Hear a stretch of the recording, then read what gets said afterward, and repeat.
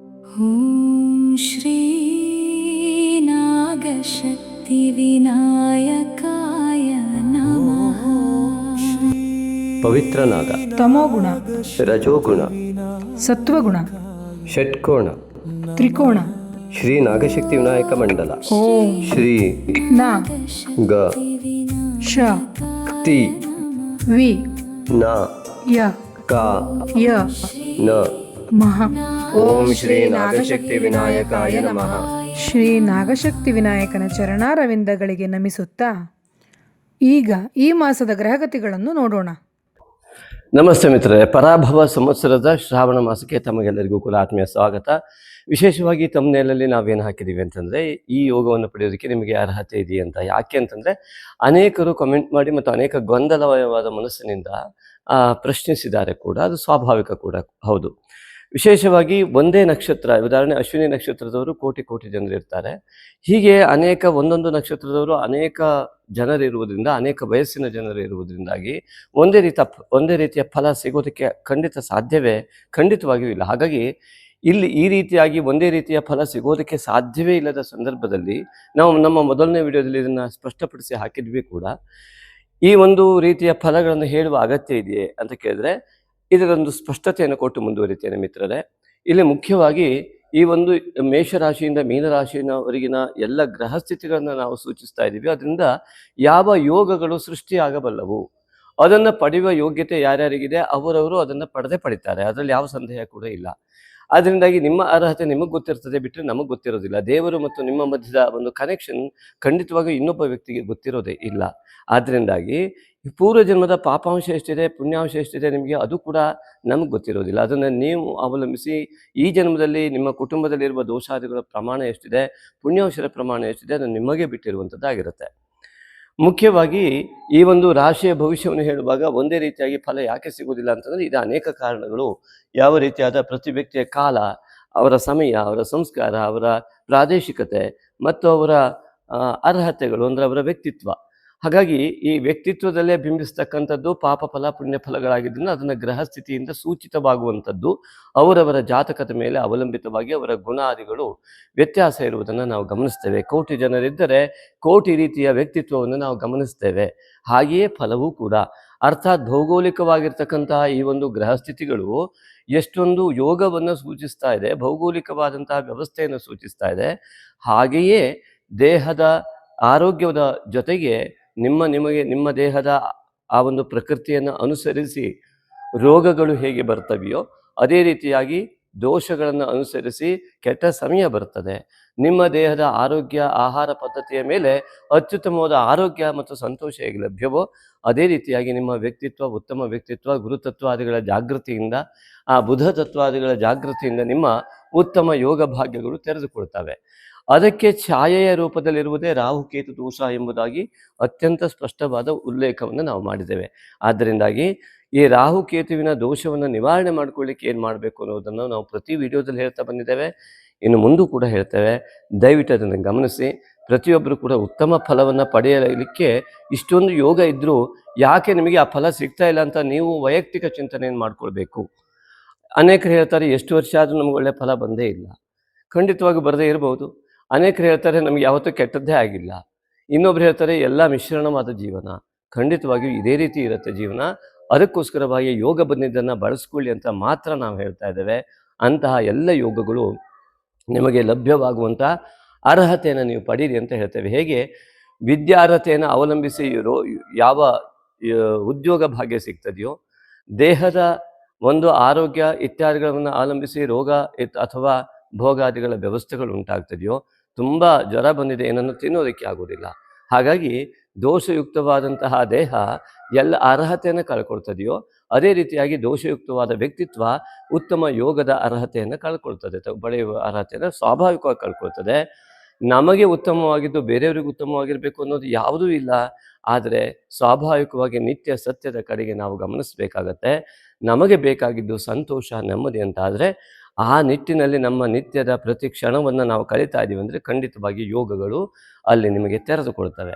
ಆ ಒಂದು ಛಾಯೆ ಇರುವುದನ್ನು ಹೋಗಲಾಡಿಸಲಿಕ್ಕೆ ಶ್ರೀ ನಾಗಶಕ್ತಿ ವಿನಾಯಕನ ಮಾನಸ ಪೂಜೆಯನ್ನು ಮಾಡಿ ಅಂತ ನಾವು ಪ್ರತಿ ವಿಡಿಯೋದಲ್ಲಿ ಹೇಳಿದ್ದೀವಿ. ಅದೇ ರೀತಿಯಾಗಿ ಈಗಲೂ ಕೂಡ ಹೇಳ್ತೀವಿ, ಯಾರು ವಿಡಿಯೋವನ್ನು ಹೊಸದಾಗಿ ನೋಡ್ತಾ ಇದ್ರೋ ದಯವಿಟ್ಟು ಸಬ್ಸ್ಕ್ರೈಬ್ ಮಾಡಿ ನಮ್ಮ ಚಾನಲ್ನಲ್ಲಿ ಬರುವ ಎಲ್ಲ ವಿಶೇಷ ಮಾಹಿತಿಯನ್ನು ಪಡೆಯಬಹುದು. ಜೊತೆಗೆ ಈ ಒಂದು ವಿಡಿಯೋವನ್ನು ಅನೇಕರಿಗೆ ಶೇರ್ ಮಾಡುವ ಮೂಲಕವಾಗಿ ನಿಮ್ಮ ವಿಶಾಲ ಮನೋಭಾವನೆಯಿಂದ ಅನೇಕರಿಗೆ ಒಳ್ಳೆಯದಾಗುವಂತೆ ಮಾಡ್ಬೋದು. ಯಾರಿಗೆ ಮಾನಸ ಪೂಜೆ ಬಗ್ಗೆ ಕಲ್ಪನೆ ಬಂದಿಲ್ಲ ಅವರು ಖಂಡಿತವಾಗಿ ಮಾನಸ ಪೂಜೆ ಅಂತ ನಮಗೆ ವಾಟ್ಸಪ್ ಮಾಡುವ ಮೂಲಕವಾಗಿ ಆ ಮಾನಸ ಪೂಜೆಯನ್ನು ಉಚಿತವಾಗಿ ಪಡೆಯಬಹುದು. ಅಷ್ಟೇ ಅಲ್ಲ, ಈಗಾಗಲೇ ಅನೇಕರು ಅದನ್ನು ಮಾಡ್ತಾ ತಮ್ಮ ಜೀವನದಲ್ಲಿ ನಾವೆಷ್ಟು ತಪ್ಪು ತಿಳ್ಕೊಂಡಿದ್ವಿ, ನಮ್ಗೆ ಇಷ್ಟೊಂದು ಸುಲಭವಾದಂತಹ ಮಾನಸಿಕ ಸ್ಥಿತಿಗೆ ನಾವು ಬರ್ತೀವಿ. ಉದಾಹರಣೆ ಡಿಪ್ರೆಷನ್ ಇರ್ಬೋದು, ಇತ್ಯಾದಿಗಳೆಲ್ಲ ಏನಿದೆ, ಆಂಗ್ಸೈಟಿ ಇತ್ಯಾದಿಗಳು. ಈ ಮಾನಸ ಪೂಜೆಯನ್ನು ಮಾಡ್ತಾ ಹೋಗೋದ್ರಿಂದ ಅವರಿಗೆ ಅನೇಕರಿಗೆ ಮನಸ್ಸು ರಿಲ್ಯಾಕ್ಸ್ ಆಗ್ತಾ ಅವರ ಯೋಗ ಓಪನ್ ಆಗ್ತದೆ. ನಾವು ಏನು ಯೋಚನೆ ಮಾಡಬೇಕು ಅಂತ ಗೊತ್ತಾಗ್ತಾ ಇದೆ. ಮಾಯೆಯ ಬಲೆಯಿಂದ ಹೊರಬರುವ ವ್ಯವಸ್ಥೆ ಅನೇಕರಿಗೆ ಆಗಿದೆ ಅಂತ ಈಗಾಗಲೇ ಉತ್ತಮವಾದ ಫೀಡ್ಬ್ಯಾಕ್ ಕೊಡ್ತಾ ಇದ್ದಾರೆ. ಅವರೆಲ್ಲರಿಗೂ ಕೂಡ ನಮ್ಮ ಆತ್ಮೀಯ ಧನ್ಯವಾದಗಳು. ಹಾಗೆಯೇ ಪ್ರತಿ ಹುಣ್ಣಿಮೆ ಮತ್ತು ಅಮಾವಾಸ್ಯೆಯಲ್ಲಿ, ವಿಶೇಷವಾಗಿ ಹುಣ್ಣಿಮೆ ಎಂದು ಸಂಕಲ್ಪವನ್ನು ಲೌಕಿಕ ಆಶೋತ್ತರಗಳಿಗೆ ಮಾಡುವ ಈ ನಾಗಶಕ್ತಿ ವಿನಾಯಕ ಮೂಲಮಂತ್ರ ಹವನಕ್ಕೆ ಯಾರೆಲ್ಲ ಇಲ್ಲಿ ಪೂಜೆಯನ್ನು ಬರೆಸಿ ಪ್ರಸಾದವನ್ನು ತಲುಪಿಸಿದಾರೋ ಅವರೆಲ್ಲ ಕೂಡ ನಮಗೆ ಧನ್ಯವಾದ ಹೇಳಿದರೆ ಅವರಿಗೆ ನಮ್ಮ ಆತ್ಮೀಯ ಧನ್ಯವಾದಗಳು.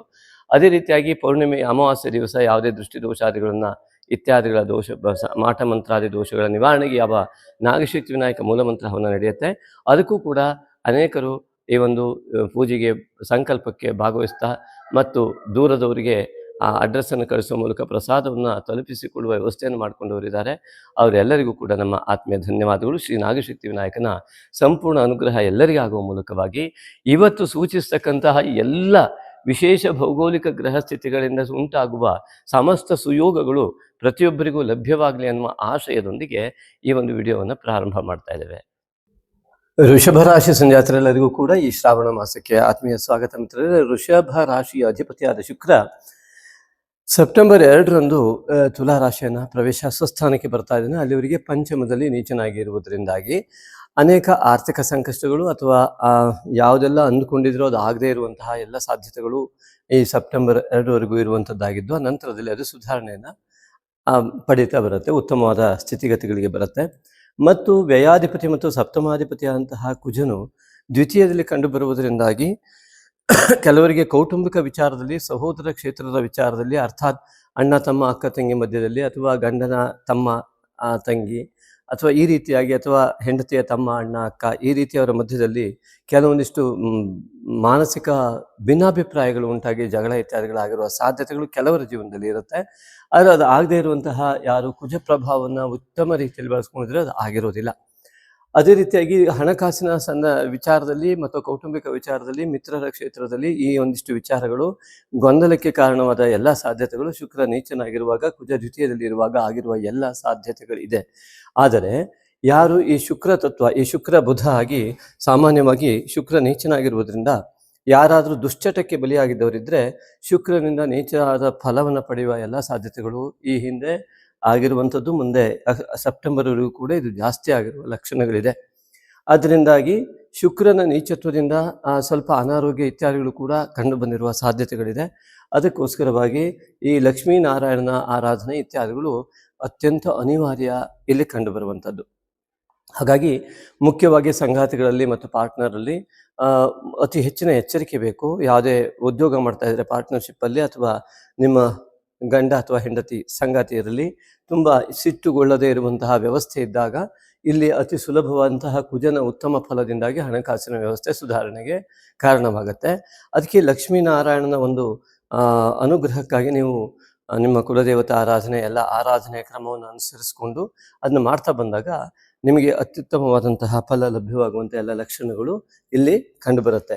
ಹಾಗಾಗಿ ಅರ್ಹತೆ ಎನ್ನುವಂಥದ್ದು, ಯಾವ ಕುಜನ ದ್ವಿತೀಯತ್ವದಿಂದ ಉತ್ತಮವಾದ ಅರ್ಹತೆ ಬರಬೇಕು ಅಂದರೆ ಕುಜ ಸಪ್ತಮಾಧಿಪತಿ ಆಗುವುದರಿಂದ ಸಂಗಾತಿಗಳಲ್ಲಿ ವಿರಸ ಮಾಡಿಕೊಳ್ಳದೆ, ಸಿಟ್ಟು ಮಾಡದೆ ಇದ್ದಾಗ, ಕುಜನ ಒಳ್ಳೆಯ ಪ್ರಭಾವ ಬಂದಾಗ, ಸಹಕಾರ ಸಿಕ್ಕಾಗ ಅವರ ಜಾತಕದ ಗ್ರಹಸ್ಥಿತಿಯ ಪ್ರಭಾವವೂ ನಿಮಗೆ ಒಳ್ಳೆಯ ರೀತಿಯಲ್ಲಿ ಲಭ್ಯವಾಗೋದಕ್ಕೆ ಸಾಧ್ಯ ಆಗುತ್ತೆ. ಆ ಮೂಲಕ ಸಹಕಾರದಿಂದಾಗಿ ಉತ್ತಮವಾದ ಆರ್ಥಿಕ ಸ್ಥಿತಿ ಇತ್ಯಾದಿಗಳಲ್ಲಿ ಏಳಿಗೆ ಕಂಡು ಬರುವಂಥ ಯೋಗ ಇದೆ. ಹಾಗಾಗಿ ಯಾರು ಇಲ್ಲಿ ಸಿಟ್ಟು ಮಾಡ್ತಾರೆ, ಪದೇ ಪದೇ ಬೇಸರ ಮಾಡ್ಕೊಳ್ತಾರೆ, ಕೂಗಾಡ್ತಾರೆ, ಅವರಿಗೆ ಸಹಕಾರ ಸಿಗದೆ ಪರಸ್ಪರ ಜಾತಕ ಗಂಡ ಹೆಂಡತಿಯ ಮಧ್ಯದಲ್ಲಿ ಇಬ್ಬರ ಜಾತಕ ಗ್ರಹಸ್ಥಿತಿ ಏನು ಒಳ್ಳೆಯ ಫಲ ಕೊಡಬೇಕೋ ಅದು ಕೊಡದೆ ಇದಕ್ಕೆ ಒಬ್ಬರ ಗ್ರಹಸ್ಥಿತಿಯ ಮೇಲೆ ಮಾತ್ರ ಕುಟುಂಬ ಅವಲಂಬಿತವಾಗುವ ಸ್ಥಿತಿ ಬರ್ತದೆ.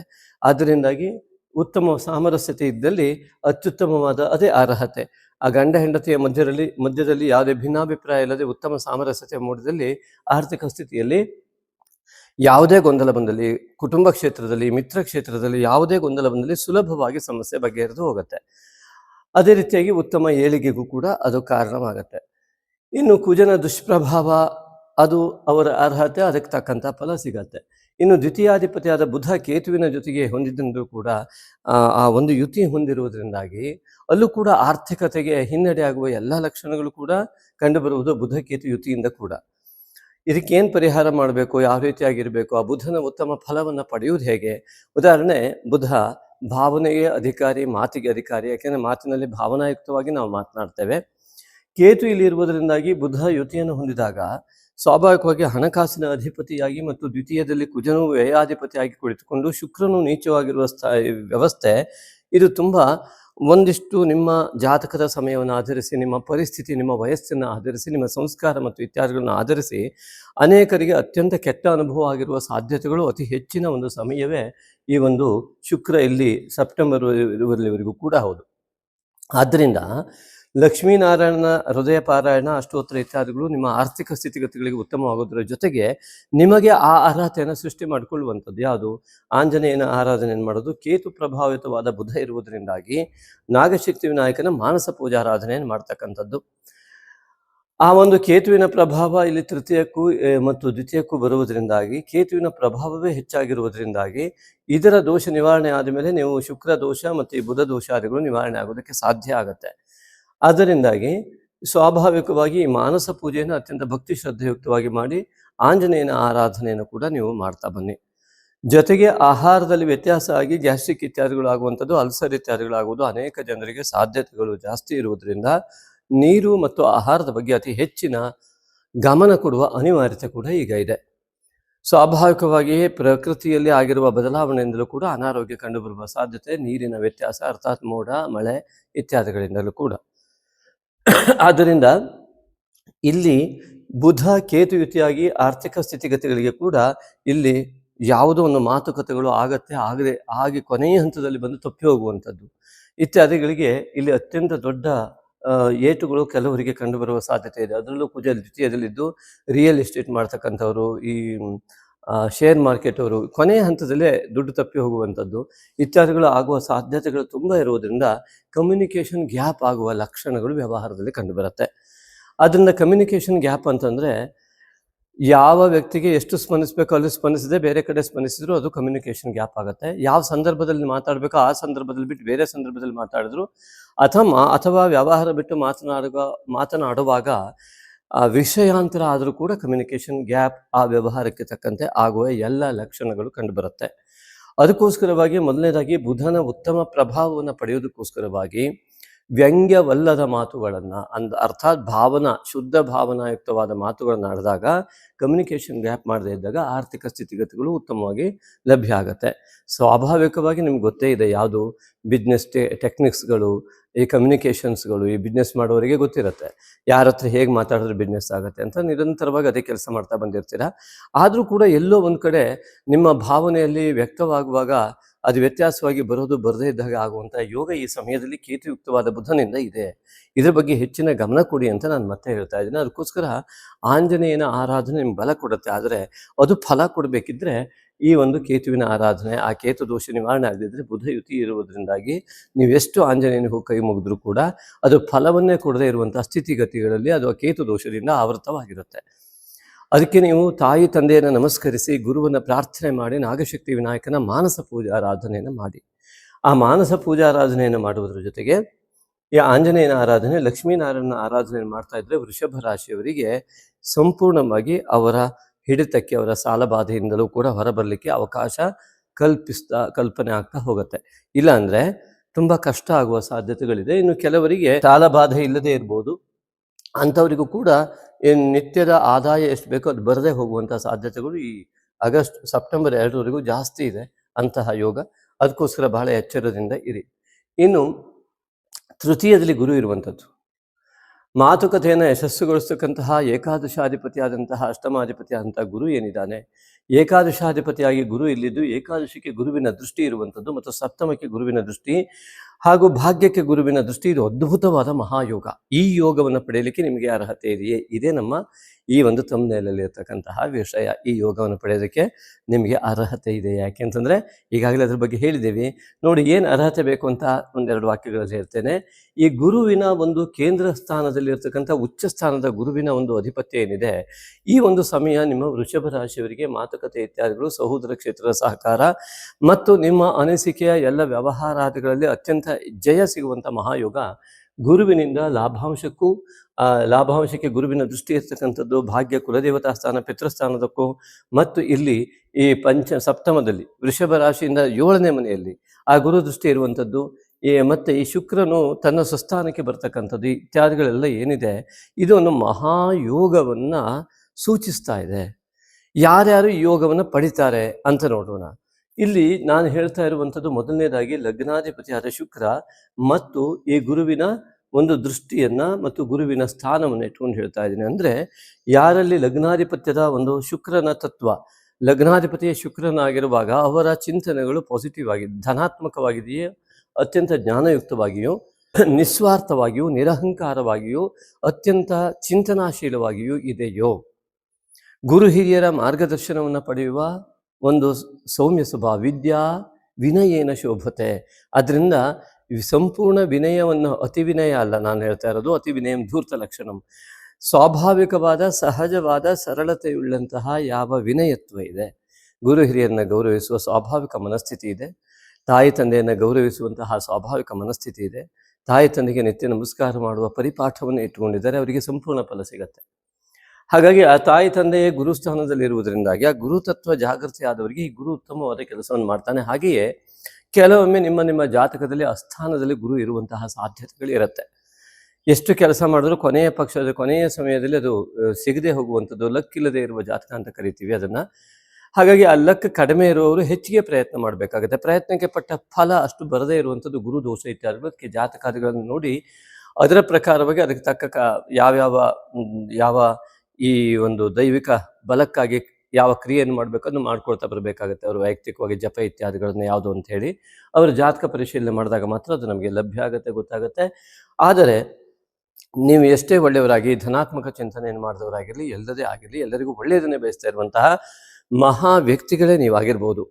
ಆದರೆ ಗುರುತತ್ವ ಸಂಪೂರ್ಣ ಅಷ್ಟರಿಂದನೇ ವಿಶಾಲ ಮನೋಭಾವದಿಂದ ಬಂದುಬಿಡ್ತಾ ಕೇಳಿದ್ರೆ ಖಂಡಿತ ಅಷ್ಟಕ್ಕೆ ಕಂಪ್ಲೀಟ್ ಆಗೋದೇ ಇಲ್ಲ.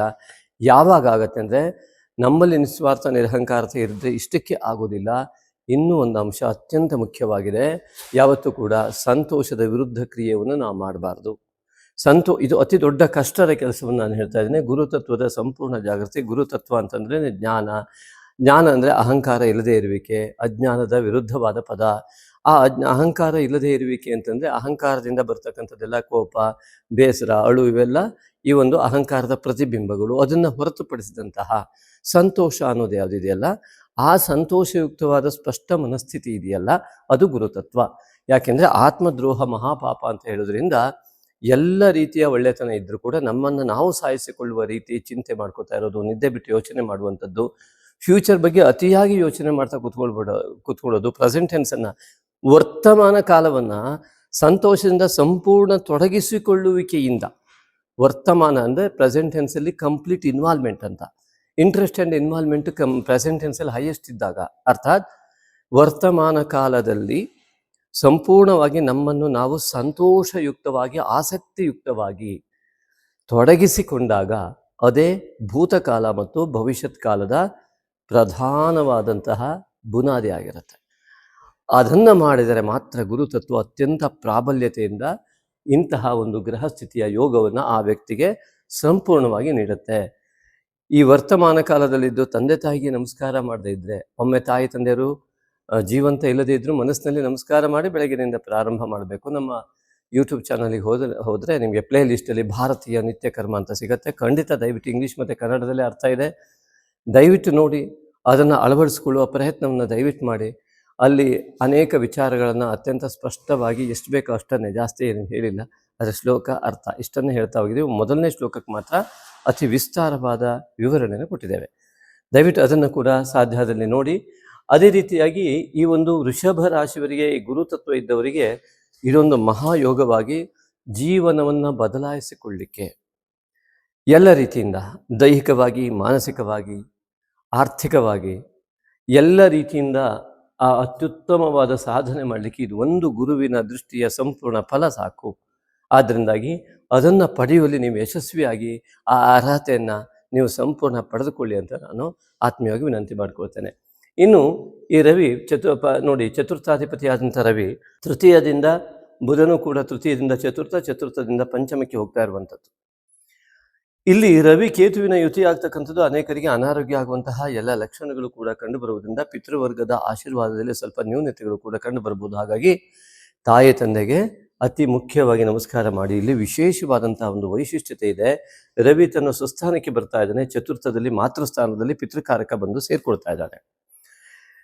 ಸುಖ ಸ್ಥಾನದಲ್ಲಿ ರವಿ ಪಿತೃಕಾರಕನಾಗಿ ಬರುವುದರಿಂದಾಗಿ ತಂದೆಯ ಪಿತೃವರ್ಗದ ಆಶೀರ್ವಾದ ಬಲ, ಮಾತೃವರ್ಗದ ಆಶೀರ್ವಾದ ಬಲದಿಂದ ಅತ್ಯಂತ ಹೆಚ್ಚಿನ ರೀತಿಯಲ್ಲಿ ಸುಖ ಪಡುವ ಮಹಾಯೋಗ ಇದ್ದು ಕೇತು ಅದಕ್ಕೆ ಪ್ರತಿಬಂಧಕನಾಗಿ ಕಂಡು ಬರ್ತಾನೆ. ಆದರೆ ಆತ್ಮಕಾರಕನಾದ ರವಿಯು ಮೋಕ್ಷಕಾರಕನಾದ ಕೇತುವಿನ ಸನ್ನಿಹಿತವಾಗ್ತಾ ಇರೋದ್ರಿಂದ ಮನಸ್ಸು ಎನ್ನುವಂಥದ್ದು ರವಿಯಲ್ಲಿ ಲೀನವಾಗಿ ಆತ್ಮಕಾರಕನಲ್ಲಿ ಲೀನವಾಗುವ ಸಂದರ್ಭ 11/9 ಸೆಪ್ಟೆಂಬರ್ 11ರಂದು ಅಮಾವಾಸ್ಯೆ ಘಟಿಸ್ತಾ ಇರುವುದರಿಂದ ಅಲ್ಲಿಯೇ ಬುಧ ಬುದ್ಧಿಕಾರಕನಾಗಿಯೂ ಮನಸ್ಸು, ಬುದ್ಧಿ ಮತ್ತು ಆತ್ಮ ಇವಷ್ಟರ ಸಮ್ಮಿಲನದ ಜೊತೆಗೆ ಸ್ವಸ್ಥಾನದಲ್ಲಿರುವ ಆತ್ಮಕಾರಕನಾಗಿರುವುದರಿಂದ ಪೂರ್ವಜನ್ಮದ ನಿಮ್ಮ ಎಲ್ಲ ಆಧ್ಯಾತ್ಮಿಕ ಜ್ಞಾನ ಎನ್ನುವುದು ಸಂಪೂರ್ಣವಾಗಿ ಫಲ ಕೊಡುವುದು. ಮಂತ್ರಸಿದ್ಧಿ ಹಿಂದಿನ ಜನ್ಮದಲ್ಲಿ ಮಾಡಿದರೂ ಕೂಡ ಅದು ಈಗ ಫಲ ಕೊಡುವ ಯೋಗ ಇರುವಂಥದ್ದು. ಅದರಿಂದಾಗಿ ಅಮಾವಾಸ್ಯೆಯ ದಿನ ಪ್ರತಿನಿತ್ಯ ನೀವು ನಾಗಶಕ್ತಿ ವಿನಾಯಕನ ಮಾನಸ ಪೂಜೆಯನ್ನು ಓಂ ಶ್ರೀ ನಾಗಶಕ್ತಿ ವಿನಾಯಕ ನಮಃ ಅಥವಾ ಈಗಾಗಲೇ ಯಾರೆಲ್ಲ ನಮ್ಮಲ್ಲಿ ಅಷ್ಟೋತ್ತರವನ್ನು ಪಡೆದಿದ್ದೀರೋ ಮಾನಸ ಪೂಜೆ ಅಂತ ಹಾಕಿ ಅದನ್ನು ಅಷ್ಟೋತ್ತರದ ಕುಂಕುಮಾರ್ಚನೆಯನ್ನು ನಿತ್ಯ ಮಾಡ್ತಾ ಬಂದು ಆ ಕುಂಕುಮವನ್ನು ಧರಿಸಿ ಮತ್ತು ಈಗಾಗಲೇ ಹೋಮಕ್ಕೆ ಯಾರ್ಯಾರೆಲ್ಲ ನಮಗೆ ಕಳಿಸಿದರೆ ಅವರಿಗೆಲ್ಲ ಪ್ರಸಾದ ತಲುಪಿದೆ ಅದರ ಭಸ್ಮವನ್ನು ಧರಿಸಿ, ಅದರ ಭಸ್ಮವನ್ನು ಕೂಡ ಅತ್ಯಂತ ಶುದ್ಧವಾದ ಭಸ್ಮವಾಗಿರುತ್ತೆ ಅದು. ಆ ಭಸ್ಮವನ್ನು ಕೂಡ ನೀವು ಧರಿಸುವ ಮೂಲಕವಾಗಿ ನೀವು ಆ ಒಂದು ಸಂಜೆಯ ಸಮಯದಲ್ಲಿ ನಿತ್ಯದ ಮಾನಸ ಪೂಜೆಯ ಜೊತೆಗೆ ಸಂಜೆಯಲ್ಲಿ ಈ ಒಂದು ತಾಯಿ ತಂದೆ ನಮಸ್ಕಾರ ಮತ್ತು ಗುರು ಪ್ರಾರ್ಥನೆಯನ್ನು ಮಾಡಿಕೊಂಡು ನಿಮ್ಮ ಯಾವುದೇ ರೀತಿಯಾದಂತಹ ಅಧ್ಯಾತ್ಮ ಸಾಧನೆಯತ್ತ ನೀವೊಂದು ಆ ಮಾನಸ ಪೂಜೆಯನ್ನು ಮಾಡಿಕೊಂಡು ಕುಳಿತುಕೊಂಡ್ರೆ, ನಮ್ಮನ್ನು ನಾವು ಒಳಗಡೆಯಿಂದ ನೋಡುವಂತಹ ಪ್ರಕ್ರಿಯೆಯನ್ನು ನೀವು ತೊಡಗಿಸ್ಕೊಂಡ್ರೆ ನಿಮ್ಮ ಎಲ್ಲ ಬಾಹ್ಯದ ಎಲ್ಲ ದೋಷಗಳು ಕೂಡ ನಿವಾರಣೆ ಆಗೋದಕ್ಕೆ ನಿಮ್ಮಲ್ಲಿ ಆ ಶಕ್ತಿ ಜಾಗೃತವಾಗ್ತದೆ. ಆತ್ಮಶಕ್ತಿ ಪೂರ್ವಜನ್ಮದ ಅಧ್ಯಾತ್ಮ ಬಲ, ದೈವ ಬಲ ಈಗ ಕೈಗೂಡಿಸಿಕೊಳ್ಳಿಕ್ಕೆ ನಿಮಗೆ ಇವತ್ತಿನ ಅಮಾವಾಸ್ಯೆ ದಿವಸದ ಸಂಜೆಯ ಅನುಷ್ಠಾನ ತುಂಬ ಒಳ್ಳೆಯ ರೀತಿಯಿಂದ ಈ ಒಂದು ಚತುರ್ಥದಲ್ಲಿ ಬಂದಿರುವುದರಿಂದಾಗಿ 4ನೇ ಮನೆ ಮಾತೃಸ್ಥಾನದಲ್ಲಿ ಮಾತೃಕಾರಕ ಚಂದ್ರನ ಜೊತೆಗೆ ಮನಸ್ಸು ಮತ್ತು ಬುದ್ಧಿ ಸಂಪೂರ್ಣ ಲೀನಾಗಿ ಕೇತು ಯುತಿಯನ್ನು ಹೊಂದಿದೆ, ಕೇತುಗ್ರಸ್ತವಾಗಿದೆ. ಅಂದರೆ ಈ ಸಮಯದಲ್ಲಿ ನೀವು ಮಾನಸ ಪೂಜೆಯನ್ನು ಮಾಡಿದರೆ, ಜೊತೆಗೆ ನಾಗಶಕ್ತಿ ವಿನಾಯಕನ ಜಪಾದಿಗಳನ್ನು ಮಾಡಿದರೆ, ಅದರಲ್ಲೂ ಕೂಡ ನೀರನ್ನು ಇಟ್ಟುಕೊಂಡು ಅಭಿಮಂತ್ರಣ ಮಾಡಿ, ಚಂದ್ರ ಜಲಕಾರಕನಾಗ್ತಾನೆ, ದೇಹದಲ್ಲಿ 75% ನೀರಿರುತ್ತೆ. ಅದನ್ನು ಮಾಡಿದಾಗ ಇಡೀ ದೇಹಕ್ಕೆ ಸೇರಿಕೊಳ್ತದೆ ಆ ಮಂತ್ರದ ಶಕ್ತಿ. ಆದ್ದರಿಂದಾಗಿ ಅದನ್ನು ನೀರಿನಲ್ಲಿ ಹೀಗಿಟ್ಟು ಒಂದು ಲೋಟದಲ್ಲಿ ಆ ನಾಗಶಕ್ತಿ ಓಂ ಶ್ರೀ ನಾಗಶಕ್ತಿ ವಿನಾಯಕ ನಮಃ ಒಂದು 1000 ಸರಿ ಮಾಡಿ 1008 ಮಾಡಿ 108 ಸರಿ ಅದನ್ನು ಅಭಿಮಂತ್ರಣ ಮಾಡಿ ಕುಡಿಯುವುದರಿಂದ ನಿಮಗೆ ಈ ಒಂದು ಅನೇಕ ವಿಧವಾದಂತಹ ಹೊಟ್ಟೆ ಭಾಗದ ದೋಷಗಳು ಅಥವಾ ಇನ್ಯಾವುದೋ ದೇಹದಲ್ಲಿರುವ ದೋಷಗಳ ನಿವಾರಣೆಗೂ ಕೂಡ ಅನುಕೂಲ ಆಗುತ್ತೆ. ಅದೇ ರೀತಿಯಾಗಿ ಈ ಒಂದು ನಾಗಶಕ್ತಿ ವಿನಾಯಕನ ಈ ಒಂದು ಸಂಪೂರ್ಣವಾದ ಮಾನಸ ಪೂಜೆಯನ್ನು ನೀವು ಮಾಡ್ತಾ ಹೋಗೋದ್ರಿಂದಾಗಿ ಇದು ಅತ್ಯಂತ ಹೆಚ್ಚಿನ ಫಲವನ್ನು, ಆಧ್ಯಾತ್ಮಿಕ ಯೋಗವನ್ನು, ನಿಮಗೆ ಆಗದೇ ಇರುವಂಥ ಯಾವುದ್ಯಾವುದಕ್ಕೆಲ್ಲ ಪ್ರತಿಬಂಧಕಗಳು ಲೌಕಿಕವಾಗಿ ಬರ್ತಾ ಇದೆ ಅದೆಲ್ಲ ತಡೆಯನ್ನು, ಉದಾಹರಣೆ ದೃಷ್ಟಿದೋಷ ಇರ್ಬೋದು, ನಿಮಗೆ ನಿಮ್ಮ ಬಗ್ಗೆ ನೀವೇ ನೆಗೆಟಿವ್ ಆಗಿ ಯೋಚನೆ ಮಾಡಿದ ದೋಷಗಳು ಮಾಟ ಮಂತ್ರಕ್ಕಿಂತ ಹೆಚ್ಚಿನದಾಗಿ ದೋಷ ಕೊಡ್ತಾ ಇದ್ದು ಅದು ಕೂಡ ನಿವಾರಣೆ ಆಗ್ತಾ ಬರುತ್ತೆ. ಅದರಿಂದ ಅವತ್ತದನ್ನು ಮಾಡಿ. ಅದೇ ರೀತಿಯಾಗಿ ಪಂಚಮದಲ್ಲಿ ಬುಧ ಶುಕ್ರ ಯುತಿ ಅನ್ನುವಂಥದ್ದೇನಿದೆ, ದ್ವಿತೀಯಾಧಿಪತಿ ಪಂಚಮಾಧಿಪತಿಯಿಂದ ಇರುವಂಥದ್ದು ಜ್ಞಾನಕಾರಕನಾಗಿ ಬುದ್ಧಿಕಾರಕನಾಗಿ ಪಂಚಮದಲ್ಲಿ ಇದ್ದಿದ್ದರಿಂದ ನೀವು ಅಧ್ಯಯನ ಮಾಡಿದಂತಹ ಯಾವುದೇ ವಿಚಾರಗಳು ಮುನ್ನೆಲೆಗೆ ಬಂದು ಅದರ ಮೇಲೆ ತೆಗೆದುಕೊಳ್ಳುವಂತಹ ಅಧ್ಯಯನ ವಿಚಾರ ಇರ್ಬೋದು, ನಿರ್ಧಾರಗಳು ಇರ್ಬೋದು, ಅದು ಉತ್ತಮವಾಗುವಂತಹ ಎಲ್ಲ ಯೋಗಗಳು ಈ ಒಂದು ಸೆಪ್ಟೆಂಬರ್ 7ನೇ ತಾರೀಕಿನ ನಂತರ ನಿಮಗೆ ಲಭ್ಯವಾಗುವ ಯೋಗ ಇದೆ. ಅದಕ್ಕೆ ತಕ್ಕಂತೆ ಸೆಪ್ಟೆಂಬರ್ 2ರ ನಂತರದಲ್ಲಿ ಬರುವಂತಹ ಶುಕ್ರನ ಸ್ವಸ್ಥಾನ ಎನ್ನುವಂಥದ್ದು ನಿಮಗೆ ಅನೇಕ ವಿಚಾರದಲ್ಲಿ ಸಹಕಾರವನ್ನು, ಆ ವಿಚಾರ ನಿರ್ಧಾರಕ್ಕೆ ಸಹಕಾರ ಕೊಡುತ್ತೆ. ನಿಮಗೆ ನೀವೇ ಶತ್ರುವಾಗುವ, ನಿಮ್ಮ ದೇಹವೇ ನಿಮಗೆ ಶತ್ರುವಾಗುವ ರೀತಿಯಲ್ಲಿ ನಿಮ್ಮ ಆಹಾರ ಪದ್ಧತಿ ಇಲ್ಲದೆ ಮತ್ತು ನಿಮ್ಮ ಮಾತಿನ ಪದ್ಧತಿ ಇಲ್ಲದೆ ಇದ್ದಾಗ ಉತ್ತಮ ಅರ್ಹತೆಯಿಂದ ಉತ್ತಮ ಆರೋಗ್ಯ ಮತ್ತು ಉತ್ತಮವಾದ ಮಿತ್ರತ್ವ ಸಹಕಾರಗಳು ಲಭ್ಯ. ಷಷ್ಠ ಶುಕ್ರನಿಂದ ಸಪ್ತಮಕ್ಕೆ ಗುರು ದೃಷ್ಟಿ ಇರುವುದರಿಂದಾಗಿ ಸಪ್ತಮಾಧಿಪತಿಯ ದ್ವಿತೀಯತ್ವದಿಂದಾಗಿ ಗುರುವಿನ ಮಹಾಫಲ, ಕುಜನ ಮಹಾಫಲವನ್ನು ಪಡೆಯುವುದಕ್ಕೆ ಪರಸ್ಪರ ಸಂಗಾತಿಗಳ ಜಾತಕದ ಪ್ರಭಾವದಿಂದ ಅತ್ಯುತ್ತಮವಾದ ಲಾಭ ಖಂಡಿತವಾಗತ್ತೆ. ಅಷ್ಟಮಾಧಿಪತಿಯು ಉತ್ತಮ ಸ್ಥಿತಿಯಲ್ಲಿರುವುದರಿಂದಾಗಿ ಅನೇಕ ಕಂಟಕ ದೋಷಗಳನ್ನು ಕೂಡ ನಿವಾರಣೆ ಮಾಡಿಕೊಳ್ಳುವ ಮಹಾಯೋಗ, ಸಮಸ್ತ ಕಷ್ಟಗಳಿಂದ ಹೊರಬರುವ ಯೋಗ ಇದೆ. ನಿಮ್ಮ ಜಾತಕ ಪರಿಶೀಲನೆ ಮಾಡಿಕೊಂಡಾಗ ಈ ಅಷ್ಟಮತ್ವದ ವಿಚಾರವನ್ನು ಸರಿಯಾಗಿ ಗಮನಿಸಿಕೊಳ್ಬೋದು. ಯಾವುದಕ್ಕೂ ಓಂ ನಮಃ ಶಿವಾಯ ಇತ್ಯಾದಿ ಜಪಗಳು ನಿಮಗೆ ಆ ಕಂಟಕದಿಂದ, ಕಷ್ಟಗಳಿಂದ ಪಾರು ಮಾಡೋದಕ್ಕೆ ಅವಕಾಶ ಮಾಡಿಕೊಡುತ್ತೆ. ಇನ್ನು ಈ ಒಂದು ಭಾಗ್ಯದ ಅಧಿಪತಿ ಶನೇಶ್ವರ ಏಕಾದಶಿಯಲ್ಲಿರ್ತಕ್ಕಂಥದ್ದು.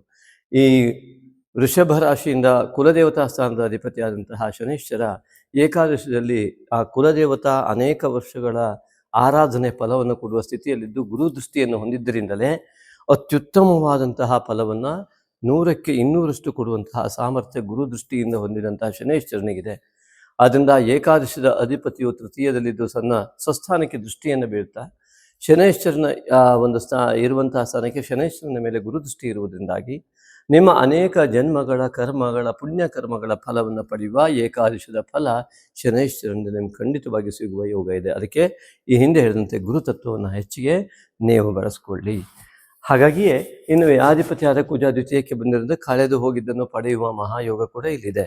ಮುಖ್ಯವಾಗಿ ಉದ್ಯೋಗದ ಸ್ಥಾನದಲ್ಲಿ ರಾಹು ಕುಳಿತು 28 ಅಲ್ಲಿ ಪೌರ್ಣಿಮೆ ಕೂಡ ಆಗ್ತಾ ಇರೋದ್ರಿಂದ ಉದ್ಯೋಗದಲ್ಲಿ ಆಗುವಂತಹ ಅತಿ ದೊಡ್ಡ ಕಿರಿಕಿರಿ ಇತ್ಯಾದಿಗಳನ್ನ ನಿವಾರಣೆ ಮಾಡಿಕೊಳ್ಳೋದಕ್ಕೂ ಕೂಡ ಮುಖ್ಯವಾಗಿ ರಾಹು ದಶಮದಲ್ಲಿ ಕುಳಿತಾಗ ಮ್ಯಾನೇಜರ್ ತೊಂದರೆ ಕೊಡ್ತಕ್ಕಂಥದ್ದು, ಮತ್ತೆ ನೀವು ಕೆಲಸ ಮಾಡ್ತಕ್ಕಂತಹ ಯಾವುದೇ ಜಾಗದಲ್ಲಿ ಕಿರಿಕಿರಿ ತಪ್ಪದೇ ಇರತಕ್ಕಂಥದ್ದು, ನಿರಂತರವಾದ ಗೊಂದಲ, ಒಂದೇ ಕಡೆ ಕೆಲಸ ಮಾಡ್ಲಿಕ್ಕೆ ಆಗದೆ ಇರೋದು, ಯಾವುದೇ ಕೆಲಸ ಕಂಪ್ಲೀಟ್ ಮಾಡ್ಲಿಕ್ಕೆ ಆಗದೆ ಇರೋದು, ಯಾವುದೋ ಒಂದು ಕೆಲಸವನ್ನು ಮಾಡ್ತಾ ಇದ್ದೇನೆ ಅದರ ಬಗ್ಗೆ ಪೂರ್ತಿ ಮಾಹಿತಿಯನ್ನು ಸಂಗ್ರಹಿಸಿಕೊಳ್ಳಿಕ್ಕೆ ಸಮಯವೇ ಸಾಲದೆ ಇರುವಂಥದ್ದು ಇತ್ಯಾದಿಗಳೆಲ್ಲ ಏನಿದೆ, ಈ ರಾಹುವಿನಿಂದ ಕೆಲಸ ಸ್ಥಾನದಲ್ಲಿ ಉದ್ಯೋಗದಲ್ಲಿ ಇರುವುದರಿಂದ ಯಾವುದು ಬೇಡ, ಕೆಲಸ ಬಿಟ್ಟು ಮನೇಲಿ ಕುತ್ಕೊಂಡ್ಬಿಡೋಣ ಅಂತ ಅನಿಸೋದು, ಈ ರೀತಿಯಾದಂತಹ ಯಾವ ಒತ್ತಡ ಇದೆ, ಮಾನಸಿಕ ಒತ್ತಡ, ಆ ಮಾನಸಿಕ ಒತ್ತಡವನ್ನು ನಿವಾರಣೆ ಮಾಡಿಕೊಳ್ಳಿಕ್ಕಾಗಿಯೇ ನಾಗಶಕ್ತಿ ವಿನಾಯಕನ ಮೂಲ ಮಂತ್ರ ಹವನಕ್ಕೂ ಕೂಡ ನಿಮಗೆ ಆ ಸಂಕಲ್ಪಕ್ಕೆ ಅವಕಾಶ ಇದೆ.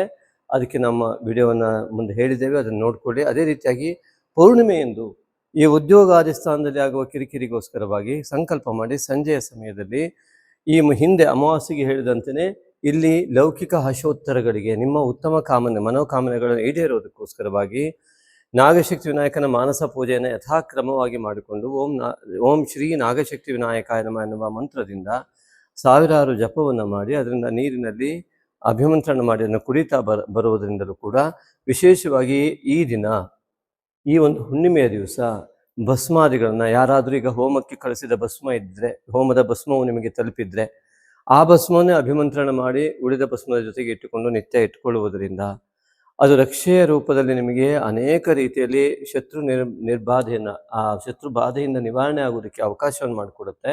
ಅದನ್ನು ಕೂಡ ಇಟ್ಕೊಂಡು ಬನ್ನಿ. ಯಾವುದೇ ರೀತಿಯಾದ ಕೆಟ್ಟ ಕನಸುಗಳು ಅಥವಾ ಅತಿಯಾದ ಒತ್ತಡದಿಂದ, ಊಟ ಸೇರದೇ ಇರತಕ್ಕಂಥದ್ದು, ಕೆಲಸದ ಒತ್ತಡದಿಂದ, ಮಾನಸಿಕವಾದ ಒತ್ತಡದಿಂದ ಕೆಲಸವೂ ಬೇಡ ಊಟವೂ ಬೇಡ ಅನ್ನೋ ಮನಸ್ಥಿತಿ ಬರುವಂಥದ್ದು ಈ ರಾಹುವಿನ ದೋಷದಿಂದ. ಅದರಿಂದಾಗಿ ಅದನ್ನು ತೆಗೆದುಕೊಳ್ಳಲಿಕ್ಕೆ ಮಾನಸ ಪೂಜೆಯನ್ನು ದಯವಿಟ್ಟು ಈ ವೃಷಭ ರಾಶಿಯವರು ಮಾಡಬಹುದು. ಅದರಿಂದಾಗಿ ನೀವು ಎಲ್ಲ ರೀತಿಯಿಂದಲೂ ಕೂಡ ಅತ್ಯುತ್ತಮವಾದ ಅರ್ಹತೆಯನ್ನು ಹೊಂದುವ ಮೂಲಕವಾಗಿ ಎಲ್ಲರಿಗೂ ಅವರದ್ದೇ ಆದಂಥ ಅರ್ಹತೆ ಇದ್ದೇ ಇರುತ್ತೆ. ಅರ್ಹತೆಯ ಪ್ರಮಾಣದಲ್ಲಿ ವ್ಯತ್ಯಾಸ ಇರುತ್ತೆ. ನಿಮಗೆ ಸಂಪೂರ್ಣ ಉತ್ತಮ ಸಮಸ್ತ ಗ್ರಹ ಸ್ಥಿತಿ ಸೂಚಿಸುವ ಭೌಗೋಳಿಕವಾಗಿ ಸೃಷ್ಟಿಯಾಗುವಂತಹ ಯಾವ ಯೋಗಗಳನ್ನು ಸೂಚಿಸ್ತಾ ಇದ್ದಾವೋ ಗ್ರಹಗಳು, ಅದನ್ನು ಪಡೆಯುವ ಸಂಪೂರ್ಣ ಅರ್ಹತೆ ನಿಮಗೆಲ್ಲ ಬರಲಿ ಅಂತ ನಾಗಶಕ್ತಿ ವಿನಾಯಕನಲ್ಲಿ ನಾನು ಭಕ್ತಿಪೂರ್ವಕವಾಗಿ ಪ್ರಾರ್ಥನೆ ಮಾಡಿಕೊಳ್ತೇನೆ. ಹಾಗೆಯೇ ಮುಂದಿನ ವಿಡಿಯೋ ನೋಡುವ ಮೂಲಕವಾಗಿ ಆ ಎಲ್ಲ ಉತ್ತಮ ಫಲವನ್ನು ಪಡೆಯುವಂತರಾಗಿ ಈ ಮುಂದಿನ ವಿಡಿಯೋದಲ್ಲಿ ಮಾನಸ ಪೂಜೆ ಬಗ್ಗೆ ಅದ್ಭುತವಾದಂತಹ ವಿವರಣೆ ಇದೆ, ಅದನ್ನು ನೋಡಿ. ಓಂ ಶ್ರೀ ನಾಗಶಕ್ತಿ ವಿನಾಯಕಾಯ ನಮಃ. ಶ್ರೀ ನಾಗಶಕ್ತಿ ವಿನಾಯಕನ ಈ ಒಂದು ವಿಗ್ರಹವನ್ನು ನೋಡಿದಾಗ ಅಲ್ಲಿ ಪವಿತ್ರದ ಆಕಾರದಲ್ಲಿ ಯಜ್ಞೋಪವೀತವು ಬಂಧಿಸಲ್ಪಟ್ಟಿದ್ದು, ಯಜ್ಞೋಪವೀತ ಒಂದು ದೀರ್ಘವೃತ್ತಾಕಾರದಲ್ಲಿ ಗಣಪತಿಯ ಹೊಟ್ಟೆಯನ್ನು ಸುತ್ತಿರುವಂಥದ್ದು, ಕೈಯಲ್ಲಿ ಭಿಕ್ಷಾಪಾತ್ರೆ ಅಂತಂದರೆ ಉಪನಯನದ ಸಮಯದಲ್ಲಿ ಉಪನಯನದ ಒಟುವಾಗಿರುವ ಆ ಭಿಕ್ಷೆಯನ್ನು ಹಿಡಿದುಕೊಂಡಿರುವಂತಹ ಒಂದು ಕೈಯಲ್ಲಿ ಮಕ್ಕಳಿಗಾಗಿ ಲಡ್ಡುವನ್ನು ಹಿಡ್ಕೊಂಡಿರುವಂತಹ ಆ ಒಂದು ಅದ್ಭುತವಾದಂತಹ ಆ ಒಂದು ಗಣಪತಿಯ ವಿಗ್ರಹ. ಹಾಗೆಯೇ ಇಲ್ಲಿ ಗಣಪತಿಯ ಮಂಡಲವನ್ನು ನಾವು ನೋಡ್ತಾ ಹೋದರೆ, ನಾಗಶಕ್ತಿ ವಿನಾಯಕನ ವಿಶಿಷ್ಟವಾದ ಗಣಪತಿ ಮಂಡಲ. ಸಾಮಾನ್ಯವಾಗಿ ಗಣಪತಿ ಪೂಜೆಗೆ ಗಣಪತಿ ಮಂಡಲ ಇರುತ್ತೆ. ಒಂದು ಗಣಪತಿಯ ಮೂರ್ತಿ ಅಂತಂದರೆ ಗಣಪತಿಯ ಜೊತೆ ನಾಗ ಕೂಡ ಇರುವಂಥದ್ದು ಪ್ರತಿಯೊಂದು ಗಣಪತಿಯಲ್ಲಿ ಕಂಡುಬರುವ ಸತ್ಯ. ಅದರಲ್ಲೂ ಓಂ ನಾಗ ಯಜ್ಞೋಪವೀತಿನೇ ನಮಃ ಎನ್ನುವ ಅಷ್ಟೋತ್ತರದಲ್ಲಿ ಬರುವಂತಹ ಈ ನಾಗಶಕ್ತಿ ವಿನಾಯಕನ ಒಂದು ವೈಶಿಷ್ಟ್ಯತೆ, ಅದಕ್ಕೆ ತಕ್ಕಂತಹ ಮಂಡಲ, ಅದರ ಮೂಲ ಮಂತ್ರಕ್ಕೆ ತಕ್ಕಂತಹ ಮಂಡಲ ಏನಿದೆ, ಇದು ಅದ್ಭುತವಾದಂಥದ್ದು. ಈಗಾಗಲೇ ಹೇಳಿದಂತೆ ಸತ್ವ ರಜತಮೋ ಗುಣಯುಕ್ತವಾಗಿ ತ್ರಿಕೋಣ ಮತ್ತು ಷಟ್ಕೋಣಗಳಿಂದ ಕೂಡಿದಂತಹ ಗಣಪತಿಯ ಮಂಡಲ, ಜೊತೆಗೆ ಒಂದು ನಾಗ. ಆ ನಾಗ ಆ ತಲೆಯ ಭಾಗದಲ್ಲಿದ್ದು ಓಂಕಾರವನ್ನು ಚಿತ್ರಿಸಿದಂತೆ ಕಾಣುವಂಥ ಅದರ ಬಾಲದ ರೂಪವು ಗಣಪತಿ ಕುಳಿತಂತೆ ಕಾಣುವಂಥ ಮಂಡಲ. ಅದೇ ರೀತಿಯಾಗಿ ಆ ನಾಗನ ಪವಿತ್ರ ಎನ್ನುವಂಥದ್ದು ಪದ್ಮಾಸನದಂತೆ ಗೋಚರವಾಗ್ತಾ ಧ್ಯಾನಕ್ಕೆ ಕುಳಿತಂಥ ಗಣಪತಿಯಂತೆ ಗೋಚರವಾಗುವಂಥ ಮಂಡಲ ಆಗಿದೆ. ಇಲ್ಲಿ ಆ ವಿನಾಯಕ ಮತ್ತು ನಾಗನ ಎರಡರ ಒಂದು ಸಮ್ಮಿಲನ ಏನಿದೆ, ಧ್ಯಾನಾವಸ್ಥೆಯಲ್ಲಿ ಕುಳಿತಾಗ ಇದು ಮಾನಸ ಪೂಜೆ. ಆ ಪವಿತ್ರವು ಒಂದು ಪದ್ಮಾಸನದಂತೆ ಕಾಣ್ತಾ ಇದೆ. ಧ್ಯಾನಾವಸ್ಥೆಯಲ್ಲಿ ಕುಳಿತಂತಹ ಸಂದರ್ಭದಲ್ಲಿ ಚಕ್ರ ಧ್ಯಾನವನ್ನು ಸೂಚಿಸುವಂತಹ ಒಂದು ವಿಶಿಷ್ಟವಾದ ಮಂಡಲ. ತಲೆಯ ಭಾಗದಲ್ಲಿ ಸಹಸ್ರ ಫಣಿಯಾದಂತಹ ನಾಗ ಏನಿದ್ದಾನೆ, ಅವನು ಸಹಸ್ರಾರು ಚಕ್ರವನ್ನು ಬಿಂಬಿಸ್ತಾ ಇದ್ದಾನೆ. ಅದೇ ರೀತಿಯಾಗಿ ಮೂಲಾಧಾರ ಚಕ್ರದ ಅಧಿಪತಿಯಾದಂತಹ ಮಹಾಗಣಪತಿಯ ಮಂಡಲವೇ ಚಕ್ರದ ಒಂದು ಸ್ಥಿತಿಯಲ್ಲಿ ಕಂಡು ಬರ್ತಕ್ಕಂಥದ್ದು. ಆದ್ದರಿಂದಾಗಿ ಮೂಲಾಧಾರ ಚಕ್ರಾದಿಗಳಿಂದ ಸಮಸ್ತ ವಿಧ ಚಕ್ರಧ್ಯಾನಗಳನ್ನು ಕೂಡ ಈ ಒಂದು ನಾಗಶಕ್ತಿ ವಿನಾಯಕನ ಮಾನಸ ಪೂಜೆಯನ್ನು ಮಾಡ್ತಾ ಬಂದಾಗಲೇ ಸಮಸ್ತ ಚಕ್ರಗಳು ಕೂಡ ಸಂಪೂರ್ಣ ಕ್ರಿಯಾಶೀಲವಾಗುವುದಕ್ಕೆ ಸಹಕಾರವಾಗುವಂಥದ್ದು. ಹಾಗಾಗಿ ಯೋಗ, ಧ್ಯಾನ ಇತ್ಯಾದಿಗಳಲ್ಲೂ ಆತ್ಮ ಸಾಕ್ಷಾತ್ಕಾರಕ್ಕೂ ಯಾವ ವಿಘ್ನಗಳಿದೆ, ನಮ್ಮ ಪೂರ್ವಜನ್ಮದ ಎಲ್ಲ ಪುಣ್ಯಾವಶ್ಯಕಕ್ಕೆ ಪ್ರತಿಬಂಧಕಗಳಾಗಿರುವಂತಹ ಯಾವ ಮಾಯೆ ಇದೆ, ಅವೆಲ್ಲವನ್ನು ಕೂಡ ಸಂಪೂರ್ಣ ನಿವೃತ್ತಿ ಮಾಡಲಿಕ್ಕೋಸ್ಕರವಾಗಿ ಈ ಒಂದು ಚಕ್ರ ಧ್ಯಾನವನ್ನು ಗಮನಿಸ್ತಾ ನಾವು ಮಾಡಬೇಕಾಗುವಂಥದ್ದು. ಅಂದರೆ ಮಾನಸ ಪೂಜೆಯನ್ನು ಮಾಡುವಾಗ ಈ ನಾಗಶಕ್ತಿ ವಿನಾಯಕನ ವಿಗ್ರಹವನ್ನು ಮನಸ್ಸಿನಲ್ಲಿ ಧ್ಯಾನಿಸಿಕೊಂಡು ಆ ಮಂಡಲವನ್ನು ನಮ್ಮ ಮೈ ಮೇಲೆ ಆರೋಪಿಸಿಕೊಳ್ಳಬೇಕು. ಇಲ್ಲಿ ಅರ್ಥವನ್ನು ಮಾಡಿಕೊಳ್ಬೇಕು. ಎದುರುಗಡೆ ಕಣ್ಣನ್ನು ಮುಚ್ಚಿದಾಗ ಎದುರುಗಡೆ ಆ ಶ್ರೀ ನಾಗಶಕ್ತಿ ವಿನಾಯಕನ ಆ ಒಂದು ದಿವ್ಯವಾದ ಭವ್ಯವಾದ 8 ವರ್ಷದ ಬಾಲಕನ ಹಸನ್ಮುಖಿಯಾದ ಮುಗ್ಧ ಬಾಲಕನ ಒಂದು ಪ್ರತಿಮೆಯನ್ನು ಮನಸ್ಸಿನಲ್ಲಿ ನಾಗ ಯಜ್ಞೋಪವೀತಧಾರಿಯಾಗಿ ನೆನೆಸ್ಕೊಳ್ಳುವುದರ ಜೊತೆಗೆ, ಈ ಭವ್ಯವಾದ ವಿಗ್ರಹವನ್ನು ನೆನೆಸ್ಕೊಳ್ಳುವುದರ ಜೊತೆಗೆ, ನಾವು ಧ್ಯಾನಕ್ಕೆ ಕುಳಿತಾಗ ಪದ್ಮಾಸನ, ಅದೇ ನಾಗನಿಂದಾಗಿ ಬಂದಂತಹ ಯಾವ ಪವಿತ್ರ, ಆ ಪವಿತ್ರ ಒಮ್ಮೆ ಪದ್ಮಾಸನ ಹಾಕಲಿಕ್ಕೆ ಆಗದೇ ಇದ್ದವರಿಗೆ ಪದ್ಮಾಸನದ ಪರಿಕಲ್ಪನೆಯನ್ನು ಮಾಡಿಕೊಂಡು ಆ ಧ್ಯಾನವನ್ನು ಮಾಡ್ತಾ ಹೋಗುವುದು ಮಾನಸ ಪೂಜೆಯನ್ನು ಮಾಡ್ತಕ್ಕಂಥದ್ದು. ಆದ್ದರಿಂದ ಆ ಮಾನಸ ಪೂಜೆಯನ್ನು ಮಾಡುವಾಗ ಆ ಚಕ್ರದ ಒಂದು ವ್ಯವಸ್ಥೆಯನ್ನು ಕಾಣ್ತಾ ಇದೆ. ಆ ರೀತಿಯಾಗಿ ಇಡೀ ನಮ್ಮ ದೇಹ ಕುಳಿತಿದೆ. ಆ ದೇಹದ ಒಂದು ನೋಡಿ, ಆ ಸಂಪೂರ್ಣ ಮಂಡಲ ಒಂದು ದೇಹದ ಆಕಾರವನ್ನು ಒಂದು ಗಣಪತಿ ಕುಳಿತಂತೆ ಒಂದು ಕಂಡು ಬರುತ್ತೆ. ನಮ್ಮಲ್ಲಿರುವಂತಹ ಆ ಒಂದು ನಾಗ ಮತ್ತು ಯಾವ ವಿನಾಯಕ, ರಾಹು ಮತ್ತು ಕೇತು, ಅದರ ಒಂದು ದಿವ್ಯವಾದ ಉತ್ತಮವಾದ ಪ್ರಭೆಯಿಂದಾಗಿ ಆ ದೋಷಯುಕ್ತತೆಯಿಂದ ಉಂಟಾಗುವ ಆ ರಾಹು ಮತ್ತು ಕೇತು ದೋಷವನ್ನು ತೆಗೆಯುವ ಶಕ್ತಿಯಾದಂತಹ ನಾಗ ಮತ್ತು ವಿನಾಯಕನ ಈ ಭವ್ಯ ದಿವ್ಯ ಆ ಒಂದು ಸ್ವರೂಪವು ನಮ್ಮಲ್ಲಿ ಇರುವುದರಿಂದಾಗಿ ವೈಜ್ಞಾನಿಕವಾಗಿ ನಮ್ಮಲ್ಲಿರುವ DNA ನಾಗ ಅಂತ ಹೇಳಲ್ಪಡುತ್ತೆ. ಹಾಗೆಯೇ ನಮ್ಮಲ್ಲಿ ಮೂಲಾಧಾರ ಚಕ್ರದಿಂದ ತಲೆಯ ಭಾಗದವರೆಗಿನ ಭಾಗವು ಕೂಡ ನಾಗ ಅಂತ ಹೇಳಲ್ಪಡುತ್ತೆ. ಆದ್ದರಿಂದಾಗಿ ಇಲ್ಲಿ ವಿನಾಯಕನ ಒಂದು ವಿಶಿಷ್ಟವಾದ ಕೇತು ದೋಷ ನಿವಾರಣೆ, ಯಾವ ಮನಸ್ಸಿಗೆ ಬರ್ತಕ್ಕಂತಹ ಯಾವೆಲ್ಲ ವಿಘ್ನಗಳಿದ್ದಾವೆ, ನಾವು ಕುಳಿತುಕೊಂಡಾಗ ಯೋಚನೆ ಮಾಡ್ತಾ ಇದ್ರೆ ನಮ್ಮ ಮನಸ್ಸು ಇನ್ನೆಲ್ಲೋ ಹೋಗುತ್ತಲ್ಲ, ಅದೇ ಕೇತು ದೋಷವಾಗಿರೋದ್ರಿಂದ ಅದರ ನಿವಾರಣೆಗಾಗಿ ಈ ವಿನಾಯಕನ ಒಂದು ವಿಶಿಷ್ಟವಾದ ಬಾಲಕನ ರೂಪವನ್ನು ಧ್ಯಾನಿಸಿಕೊಂಡು ನಮ್ಮಲ್ಲಿ ಯಂತ್ರಾರೋಪವನ್ನು ಮಾಡಿಕೊಳ್ಬೇಕು. ನಮ್ಮ ಮನಸ್ಸಿನಲ್ಲಿ ನಮ್ಮ ದೇಹವು ಈ ಒಂದು ಯಂತ್ರದಿಂದ ಆವೃತವಾಗಿದೆ ಅಂತ ತಿಳಿದುಕೊಂಡು ಎದುರುಗಡೆ ನಾಗಶಕ್ತಿ ವಿನಾಯಕ ಇದ್ದಾನೆ, ಅದರ ಪ್ರತಿಬಿಂಬವಾಗಿ ಇಲ್ಲಿಯ ಈ ಮಂಡಲಾಕಾರದ ನಮ್ಮ ದೇಹ ಇದೆ ಅಂತ ಭಾವಿಸಿ ಮಾನಸ ಪೂಜೆಯನ್ನು ಮಾಡಬೇಕು. ಹಾಗೆ ಈ ಮಾನಸ ಪೂಜೆ ಹೇಗೆ ಮಾಡಬೇಕು, ಅದರ ಮಾನಸ ಪೂಜಾ ವಿಧಾನಗಳೇನು ಇತ್ಯಾದಿಗಳನ್ನೆಲ್ಲ ಅದರ ಶ್ಲೋಕಗಳ ಮೂಲಕವಾಗಿ ಅದನ್ನು ತಿಳಿದುಕೊಳ್ಳುವಂಥ ವಿಚಾರ ಹೇಗಿದೆ, ಯಾರ್ಯಾರಿಗೆ ಇನ್ನೂ ಕೂಡ ತಲುಪಿಲ್ಲ ಅವರು ದಯವಿಟ್ಟು ಯೂಟ್ಯೂಬ್ನಲ್ಲಿ ಕಾಮೆಂಟ್ ಮಾಡೋ ಮೂಲಕ ನೀವು ಪಡೆಯೋದಕ್ಕೆ ಸಾಧ್ಯವೇ ಇಲ್ಲ. ಜಸ್ಟ್ ನಮ್ಮ ನಂಬರಿಗೆ ವಾಟ್ಸಪ್ ಮಾಡಿ ಮಾನಸ ಪೂಜೆ ಅಂತ ಉಚಿತವಾಗಿ ನೀವು ಆ ಮಾನಸ ಪೂಜೆ PDF ಅನ್ನು ಮತ್ತು ಮಂಡಲದ ಫೋಟೋ ಮತ್ತು ನಾಗಶಕ್ತಿ ವಿನಾಯಕನ ಫೋಟೋ, ಅದರ ಜೊತೆಗೆ ಆ ಒಂದು ವಿಡಿಯೋ ಕೂಡ ನಿಮಗೆ ಲಭ್ಯ ಆಗುತ್ತೆ, ಉಚಿತವಾಗಿ ಲಭ್ಯವಾಗುತ್ತೆ. ಖಂಡಿತ ಅದನ್ನು ಮಾಡುವ ಮೂಲಕವಾಗಿ ನೀವು ಅತ್ಯುತ್ತಮವಾದಂತಹ ನಿಮ್ಮ ಯೋಗವನ್ನು ತೆರೆದುಕೊಳ್ಳುವಂತೆ ಮಾಡಿ ನಿಮ್ಮ ಉತ್ತಮವಾದ ಜೀವನವನ್ನು ಸಾಗಿಸುವಲ್ಲಿ, ಜೀವನವನ್ನು ಪಾವನ ಮಾಡಿಕೊಳ್ಳುವಲ್ಲಿ ಯಶಸ್ವಿಯಾಗಿ ಅಂತ ನಾನು ತಮ್ಮಲ್ಲಿ ಪ್ರಾರ್ಥನೆ ಮಾಡ್ಕೊಳ್ತೇನೆ. ಇನ್ನೂ ಹೆಚ್ಚಿನ ವಿವರನ್ನ ಮುಂದಿನ ವಿಡಿಯೋಗಳಲ್ಲಿ ನೋಡ್ಬೋದು. ನಮಸ್ತೆ. ಶ್ರೀ ನಾಗಶಕ್ತಿ ವಿನಾಯಕಾಯ ನಮಃ. ಶ್ರೀ ನಾಗಶಕ್ತಿ ವಿನಾಯಕ ಪರಿಹಾರ ಧಾಮ, ಶಿವಮೊಗ್ಗ ಶಕ್ತಿಧಾಮ. ಇಲ್ಲಿ ವಿಶೇಷವಾಗಿ ನಿಮಗೊಂದು ಆಸಕ್ತರಿಗೊಂದು ಮಾಹಿತಿ. ಪ್ರತಿ ಹುಣ್ಣಿಮೆಯೆಂದು ಮಾಡುವ ನಾಗಶಕ್ತಿ ವಿನಾಯಕ ಮೂಲಮಂತ್ರ ಹವನಕ್ಕೆ ಮತ್ತು ಅಮಾವಾಸ್ಯೆಯನ್ನು ಮಾಡುವ ಶ್ರೀ ನಾಗಶಕ್ತಿ ವಿನಾಯಕ ಮೂಲಮಂತ್ರ ಹವನಕ್ಕೆ ತಮಗೆಲ್ಲರಿಗೂ ಕೂಡ ಆತ್ಮೀಯವಾದಂತಹ ಸ್ವಾಗತದೊಂದಿಗೆ ಅವಕಾಶವನ್ನು ಕಲ್ಪಿಸಿ ಕೊಡ್ತಾ ಇದ್ದೇವೆ. ಮುಖ್ಯವಾಗಿ ಹುಣ್ಣಿಮೆಯೆಂದು ಯಾವುದೇ ರೀತಿಯಾದ ವ್ಯಾಪಾರ ಅಭಿವೃದ್ಧಿ ಇರಬಹುದು, ಹಣಕಾಸಿನ ತೊಂದರೆಗಳಿದ್ದಲ್ಲಿ ಇತ್ಯಾದಿಗಳಿಗಾಗಿ ವಿಶೇಷ ಸಂಕಲ್ಪವನ್ನು, ನಿಮ್ಮ ಯಾವುದೋ ಕೆಲಸದಲ್ಲಿ ಜಯ ಆಗಬೇಕು ಇತ್ಯಾದಿಗಳಿಗೋಸ್ಕರವಾಗಿ ಆವತ್ತು ಸಾಮೂಹಿಕವಾದಂತಹ ಈ ಒಂದು ಹವನವನ್ನು ನಾವು ಆಯೋಜಿಸ್ತಾ ಇರ್ತೇವೆ ಪ್ರತಿ ಹುಣ್ಣಿಮೆ ಮತ್ತು ಅಮಾವಾಸ್ಯೆ. ಅಮಾವಾಸ್ಯೆಯ ಸಂಕಲ್ಪ, ಮಾಟ ಮಂತ್ರ, ದೃಷ್ಟಿದೋಷ ಇತ್ಯಾದಿಗಳ ನಿವಾರಣೆಗಾಗಿ ನಾಗಶಕ್ತಿ ವಿನಾಯಕನ ಮೂಲಮಂತ್ರದ ಹವನವನ್ನು ಇಲ್ಲಿ ಆಯೋಜಿಸ್ತಾ ಬರ್ತಾ ಇದ್ದೇವೆ. ಇದಕ್ಕೆ ಮುಖ್ಯವಾಗಿ ತಮ್ಮ ಪಾಲ್ಗೊಳ್ಳುವಿಕೆ ಹೇಗೆ, ಅದರ ಫಲವನ್ನು ನೀವು ಪಡೆದುಕೊಳ್ಳುವುದು ಹೇಗೆ ಎನ್ನುವುದು ಅತಿ ಸುಲಭವಾದ ಮಾರ್ಗ. ನೀವು ನಿಮಗೆ ಇಷ್ಟವಾದ ಕಾಣಿಕೆಯನ್ನು ಹುಣ್ಣಿಮೆಗೋ ಅಥವಾ ಅಮಾವಾಸ್ಯೆಗೋ ಅಂತ ಮೆನ್ಷನ್ ಮಾಡಿ ಅದನ್ನು ವಾಟ್ಸಪ್ ಮಾಡುವ ಮೂಲಕವಾಗಿ ಫೋನ್ಪೇ ಅಥವಾ ಗೂಗಲ್ ಪೇಯನ್ನು ಮಾಡಿ ಅದರ ರಿಸಿಪ್ಟನ್ನು ಹಾಕಿ ನಿಮ್ಮ ಮೂಲ ಅಮಾವಾಸ್ಯೆ ಮತ್ತು ಹುಣ್ಣಿಮೆ ಈಗಾಗಲೇ ಹೇಳಿದ ಉದ್ದೇಶದಂತೆ ಆ ಉದ್ದೇಶವನ್ನು ನಮೂದಿಸಿ, ನಿಮ್ಮ ರಾಶಿ, ನಕ್ಷತ್ರ ಮತ್ತು ಉದ್ದೇಶ ಇಷ್ಟನ್ನು ನೀವು ನಮೂದಿಸಿ ನಮಗೆ ವಾಟ್ಸಪ್ ಮಾಡುವ ಮೂಲಕವಾಗಿ ನೀವು ಖಂಡಿತವಾಗಿ ಇದರಲ್ಲಿ ನಿಮಗೆ ಆ ಒಂದು ಫಲ ಸಿಗುವಂಥದ್ದಕ್ಕೆ ಭಾಗವಹಿಸಲಿಕ್ಕೆ ನಿಮಗೆ ಅವಕಾಶ. ಅದೇ ರೀತಿಯಾಗಿ ಅದರ ಪ್ರಸಾದವನ್ನು ಕೂಡ ತಲುಪಿಸುವಂತಹ ವ್ಯವಸ್ಥೆಯನ್ನು ಕೂಡ ನಾವು ಆದಷ್ಟು ಪ್ರಯತ್ನಪಟ್ಟು ಮಾಡ್ತಾ ಇದ್ದೇವೆ. ಹಾಗಾಗಿ ಅನೇಕರಿಗೆ ಈಗಾಗಲೇ ಆ ಒಂದು ವ್ಯವಸ್ಥೆಯಿಂದ ಅನುಕೂಲ ಆಗಿದೆ. ನಮ್ಮನ್ನು ಸೃಷ್ಟಿಸಿದ ದೇವರಿಗೆ ಋಣಿಯಾಗಿ ದಾನದಲ್ಲೇ ಶ್ರೇಷ್ಠವಾದ ದಾನವಾದ ಸಾತ್ವಿಕ ದಾನವನ್ನು ಮಾಡಲು ಸಹೃದಯ ಆಸಕ್ತ ದಾನಿಗಳಿಗಿದು ಪುಣ್ಯಕಾಲ.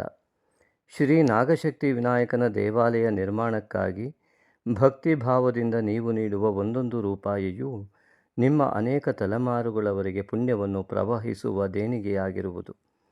ಈಗಾಗಲೇ ಶಿವಮೊಗ್ಗದ ಶಕ್ತಿಧಾಮ ಟೌನ್ಶಿಪ್ನಲ್ಲಿ ನಿರ್ಮಾಣ ಹಂತದಲ್ಲಿರುವ ಶ್ರೀ ನಾಗಶಕ್ತಿ ವಿನಾಯಕನ ದೇವಾಲಯಕ್ಕೆ ಸುಮಾರು 1.5 ಕೋಟಿಯಷ್ಟು ನಿರ್ಮಾಣ ವೆಚ್ಚ ತಲುಪಬಹುದೆಂದು ಅಂದಾಜಿಸಿದ್ದು, ದೈವೇಚ್ಛೆಯಂತೆ ಭಕ್ತಿಯುಕ್ತ ಮುಕ್ತ ಮನಸ್ಸಿನಿಂದ 9448507161 ಈ ನಂಬರಿಗೆ ನಿಮಗೆ ದೇವಪ್ರೇರಣೆಯಾದಷ್ಟು ದೇಣಿಗೆಯನ್ನು ಫೋನ್ಪೇ ಅಥವಾ ಗೂಗಲ್ ಪೇ ಮಾಡಿ ರಿಸಿಪ್ಟನ್ನು ವಾಟ್ಸಪ್ ಮಾಡಿ ಟೆಂಪಲ್ ಅಥವಾ ದೇವಾಲಯವೆಂದು ನಮೂದಿಸಿದಲ್ಲಿ ಸೂಕ್ತ ದೇಣಿಗೆಗೆ ವಾಟ್ಸಪ್ನಲ್ಲಿ ರಶೀದಿ ಕಳುಹಿಸಲಾಗುವುದು.